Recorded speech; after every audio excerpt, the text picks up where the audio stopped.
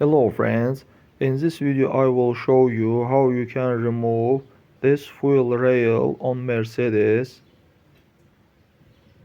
First of all, we need to remove these two bolts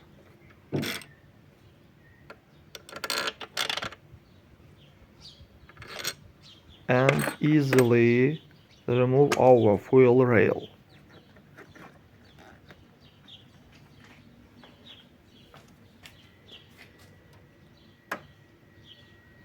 After that, you can remove these nozzles and clean all of them.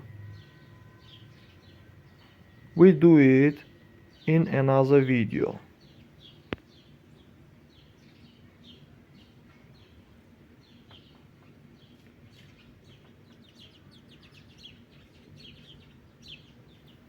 That's all guys, subscribe to our channel, put like, and don't forget to put a bell so as not miss new video on the channel.